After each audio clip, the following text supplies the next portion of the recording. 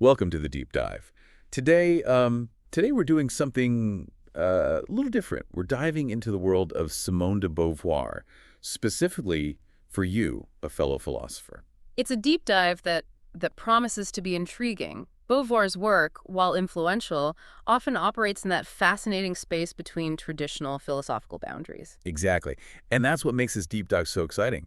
We have excerpts from the Stanford Encyclopedia of Philosophy on Beauvoir, her own works like The Second Sex and The Ethics of Ambiguity, and even some biographical material.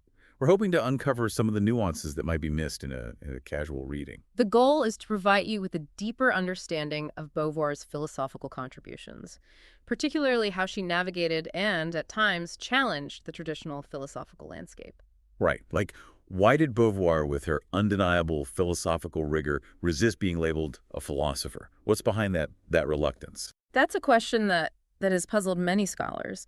One possible explanation lies in her unique approach to philosophy. She seamlessly integrated philosophical ideas into her novels and plays. Take She Came to Stay, for instance. It's a story about a love triangle, but it's also a profound exploration of existential themes like freedom and violence. That's fascinating. She almost uses fiction as a testing ground for these complex philosophical ideas. Do you think she saw that approach as superior to traditional philosophical writing, or was it simply a way to reach a wider audience? It's likely a combination of both. Beauvoir was critical of the rigidity and abstraction she often observed in academic philosophy. By embedding her ideas in narrative, she made them more relatable and accessible, challenging the notion that philosophy had to be confined to dense treatises. And then there's the whole issue of her downplaying her own contributions, often attributing her ideas to Sartre. Makes you wonder about the intellectual dynamics of their relationship, but also about her own self-perception as a philosopher. Her relationship with Sartre is certainly complex and has been the subject of much debate. But focusing solely on Sartre risks diminishing Beauvoir's own unique contributions. It's important to analyze her work on its own merit, recognizing her as a powerful philosophical voice in her own right. Absolutely. So let's delve into the foundation of that voice. What were some of the key philosophical influences that shaped Beauvoir's thinking? Beauvoir had a wide range of influences from Descartes and Kant to Hegel and Husserl. She engaged with existentialists like Heidegger and Kierkegaard, and phenomenologists like Husserl and Merleau-Ponty, and of course her ongoing dialogue with Sartre's existentialism played a crucial role. It's almost like she took the best from each of these schools of thought and synthesized them into something entirely new. Precisely. She didn't just absorb these influences passively, she actively engaged with them, critiquing, adapting, and ultimately forging her own distinct philosophical path. And it wasn't just these intellectual influences, right? Major world events also shaped her thinking. Absolutely. World War II and the Nazi occupation had a profound impact on her. She was forced to confront the stark realities of violence, oppression, and the fragility of human existence. This experience pushed her to move beyond abstract theorizing and grapple with concrete ethical dilemmas. So it's during this period that her focus shifts more towards ethics and responsibility. Yes, she began to explore questions of freedom, action, and the individual's role in shaping a just world. Her travels to America and China, documented in America Day by Day and The Long March, respectively, further broadened her perspective, exposing her to different cultural and political systems. Each experience seems to add a new layer to her thinking, forcing her to reassess her philosophical assumptions and develop her ideas in even more nuanced ways. Now, before we move on to explore her key works and concepts, there's one essay title that really jumped out at me. Must We Burn Sade? It's almost shocking, coming from Beauvoir. What's the story there? It's a provocative title, and intentionally so. In this essay, Beauvoir tackles the Marquis de Sade, a figure known for his extreme philosophical views on freedom, cruelty, and sexual liberation. What's fascinating is that she doesn't simply dismiss him as a depraved individual. So she's engaging with Sade on a philosophical level. Exactly. She analyzes Sade's ideas through an existential lens, seeing in his work a warped expression of the pursuit of absolute freedom, a cautionary tale about the potential dangers of unchecked individualism. It's like she's using Sade as an extreme example to test the boundaries of her own existential ethics. Precisely. By grappling with Sade's radical ideas, Beauvoir forces us to confront uncomfortable questions about the nature of freedom, responsibility, and the limits of morality. She asks what happens when the pursuit of individual freedom becomes divorced from ethical considerations. What are the potential consequences of such an unbridled pursuit?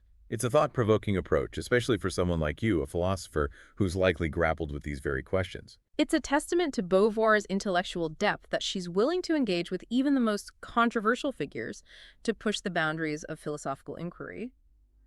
Now, moving from this exploration of Sade, let's turn to some of the key concepts that emerge in Beauvoir's broader body of work, concepts that have had a significant impact on philosophical discourse. Okay, give me the Beauvoir highlights. What are the ideas that really stand out, particularly from a philosophical perspective?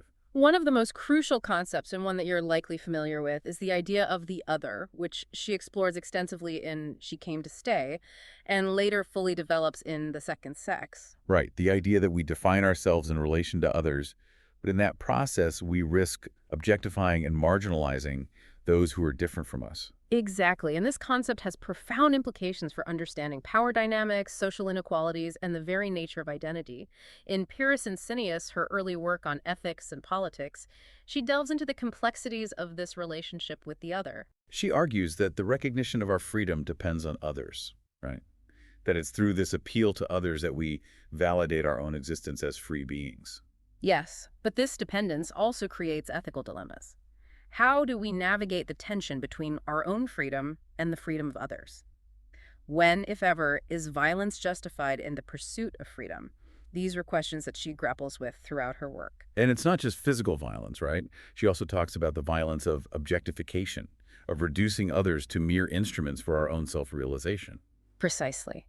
And this brings us to another crucial concept: bad faith.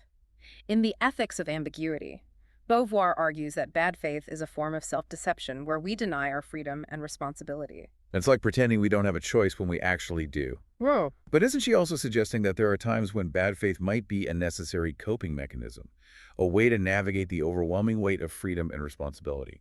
That's an interesting interpretation, and one that many scholars have debated. Does Beauvoir suggest that there are situations where a certain degree of bad faith, of self-protective denial, is inevitable, even ethical? It's a question that she doesn't explicitly answer, but one that her work certainly provokes. It's like she's acknowledging the limits of human agency, the fact that we often operate within systems and structures that constrain our choices. Now, we can't talk about Beauvoir without addressing The Second Sex, arguably her most influential work. It's been hailed as a cornerstone of feminist theory, but it's also a philosophical tour de force. Absolutely. In The Second Sex, Beauvoir goes beyond simply critiquing gender inequality. She delves into the philosophical underpinnings of women's status as other, demonstrating how societal myths and cultural narratives contribute to the construction of femininity as a secondary subordinate category. And her famous quote, "One is not born but becomes a woman," really encapsulates that idea, doesn't it? It's a rejection of essentialism, the notion that there's some innate, fixed essence that defines womanhood. Exactly. Beauvoir argues that woman is a social construct, a product of cultural norms and expectations that shape our experiences, limit our possibilities, and ultimately define our place in the world. She's essentially showing how what might seem like personal experiences, the everyday realities of being a woman in a patriarchal society, are actually rooted in deep philosophical and political structures. Precisely. And this is where her philosophical rigor really shines. She meticulously analyzes the historical, philosophical, and cultural forces that have contributed to the subjugation of women, providing a framework for understanding gender as a system of power. And she doesn't stop there. In her later works, she tackles other forms of otherness, exploring the experiences of the elderly in the coming of age, and even reflecting on her own experiences with aging, loss, and mortality. It's fascinating to see how she applies her existential lens to these different stages of life, demonstrating that the questions of freedom, responsibility, and meaning-making are not limited to any particular age or experience. It's like she's showing us that the quest for authentic existence is a lifelong journey, one that requires constant reflection, reassessment, and a willingness to confront the complexities of human experience.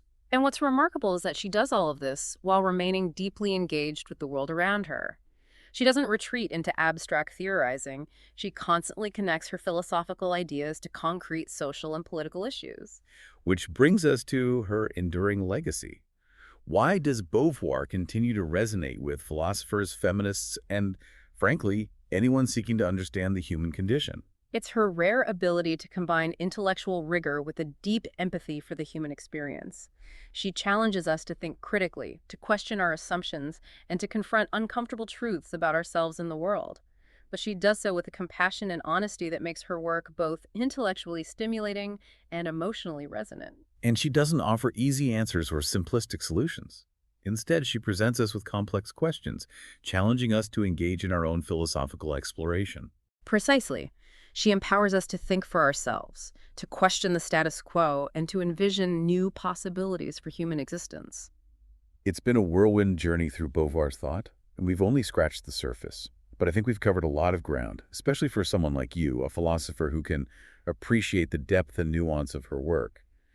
As we wrap up this deep dive, I'm curious to know, as a philosopher, what aspects of Beauvoir's work particularly resonate with you?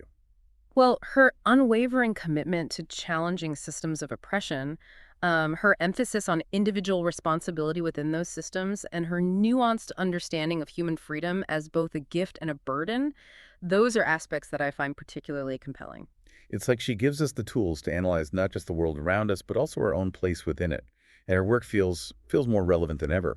If Beauvoir were alive today, what causes do you think she would champion? Given her deep concern for social justice, I believe she would be at the forefront of many contemporary movements, addressing issues like economic inequality, racial injustice, and climate change. And she wouldn't just be offering theoretical critiques, right? She'd be urging us to take concrete action to move beyond mere awareness and engage in meaningful social and political change. Absolutely.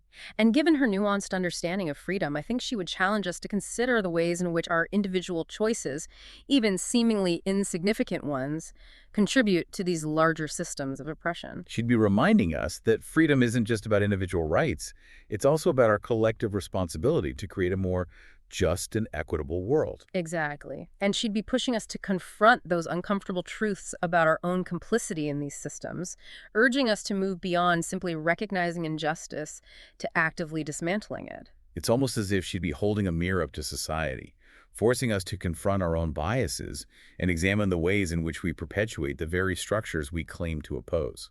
And she wouldn't shy away from challenging those within these movements, pushing for greater inclusivity, deeper understanding, and more effective strategies for achieving lasting change. She'd be a formidable force, that's for sure. So, to wrap things up, I'd like to leave you, our listener, with this final thought.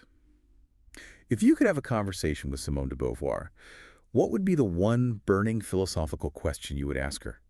What insight from her vast and insightful perspective would you seek? It's a question worth pondering. And as you continue to explore Beauvoir's work, remember that her ideas are not meant to be passively absorbed, but actively engaged with. Challenge her assumptions, question her conclusions, and apply her insights to the complexities of your own life and the world around you. It's in that ongoing dialogue, that wrestling with her ideas, that her true brilliance emerges. So thank you for joining us on this deep dive into the world of Simone de Beauvoir.